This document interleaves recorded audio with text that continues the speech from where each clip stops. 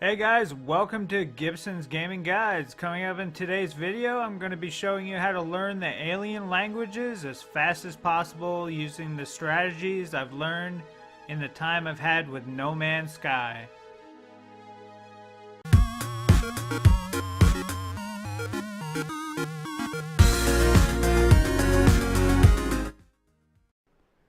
Today I'm going to share with you my method to learning the alien languages as fast as you can, so you can understand what that particular species is saying and you can complete the challenges of each race very quickly and easily. These are just some of the strategies that I used to learn the languages as fast as I could. Now these might not be the best or fastest possible, but they certainly helped me save some time learning the languages, and I hope it helps you guys out too. Now before we get into it, make sure to check out my channel for more No Man's Sky videos and guides. Also, I do have some other videos where I do Let's Plays and beginner guides to help out others that are new to the gaming in general. So be sure to check out those videos too. So far, there are 3 alien races that I've come across in my time playing No Man's Sky. The Vy'Keen, Korvax, and the Gek. Once you start communicating with them, you'll notice that they are speaking in a language that you just don't understand. This will hinder your ability to trade, complete monoliths, unlock factory terminals, and receive blueprints, and overall communicate with the alien race altogether. There are 4 ways to learn the languages. One way would be through plaques and monoliths. Plaques and monoliths are huge relic-like monuments that you'll find all over the planets. The plaques will teach you one alien word and give you some standing with the alien race linked to that plaque. The monoliths work in a similar way, but will usually have 2 or 3 knowledge stones around them, along with having to complete the monolith itself, therefore giving you a possibility of up to 4 alien words, or 3 words and 1 atlas word, and also some standing with that race. Another way is by finding knowledge stones. Knowledge stones are small relic-like stones scattered all over the surface of the planet that can be found by running around and scanning with your visor. The con of this method is you can find yourself far away from your ship with no station in sight, then have to find yourself a station with a landing pad or a station with a ship beacon and recall your ship to your location. At one point I was traveling for over 30 minutes on foot trying to find a station to recall my ship, and it was really annoying. So that's just something you guys need to look out for when trying this method. The plaques and monoliths cannot be scanned while running on the ground. You must fly around in your ship aimlessly looking for them, or you can scan with your ship and get random green question mark icons that you can visit, and it might be or might not be a plaque or a monolith. It could just be some sort of station or one of the many buildings or beacons in the game that can be found. Personally, I found this to be too RNG like and didn't use it at all. The next method to find them would be to use a signal scanner, which is a small pod looking object with a bright orange beam shooting into the sky. They're quite easy to spot, and many of the stations and shelters found across the planets will have one nearby.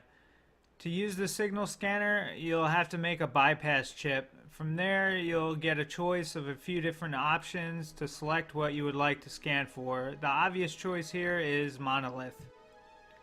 Now this won't just scan for monoliths only, you will get plaques too, which I guess are technically monoliths, but I consider them 2 separate things because one gives you so much more than the other, which is the monolith. The plaque only gives you 1 word and some standing with that alien race. The monolith up to 4 words and standing, so obviously the monolith is much better. Now you can repeat this process as many times as you want. I tried it out 20 or 30 times in a row to see if the signal scanner would repeat certain locations, and I found that it does actually do this. So your best bet if you're going to use this method is to do around 10 or so at a time, then move to a different scanner far away and try again after visiting the monoliths you discovered with the previous scanner. There's also a weird bug that happens with the icons that is very frustrating, especially when trying to do this as fast as possible. The icons usually show as a fully colored icon when you haven't visited a location, and it's grayed out when you have. But sometimes when the structure is not in your line of sight, the icon will be in full color, even if you've been there before. It will then gray out if you've been there right after you get into line of sight of it. This is a big, huge time waster. So this method, although quite fast, might not be for you if you get frustrated easily or you're limited to game time. Now, the last method, many say it's an exploit and not intended, but it looks to me that it is intended, and that is finding alien beings and communicating with them. When you first meet an alien, the screen will go into this like widescreen mode with the black bars on the top and bottom of the screen.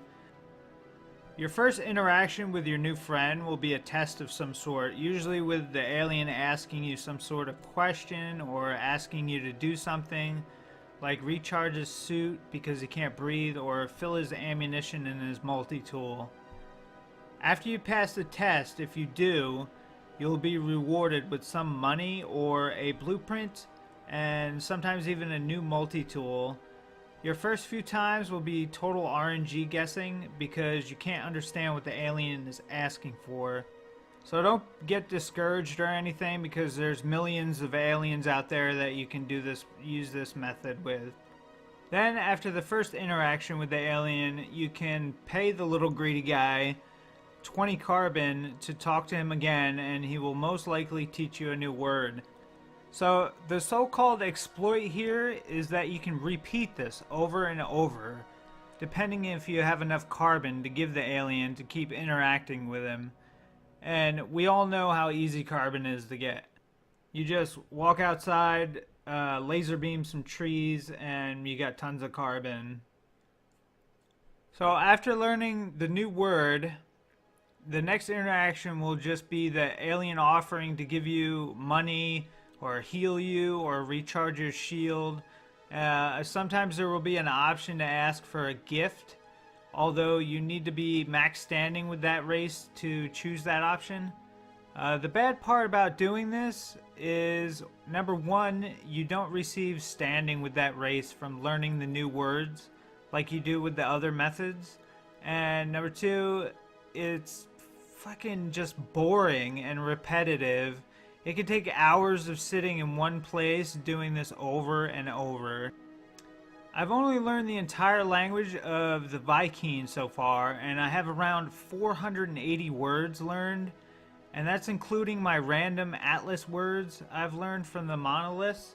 So I assume all the races have around 450 to 500 plus words to learn, so expect to take like a couple days of game time to learn the entire language.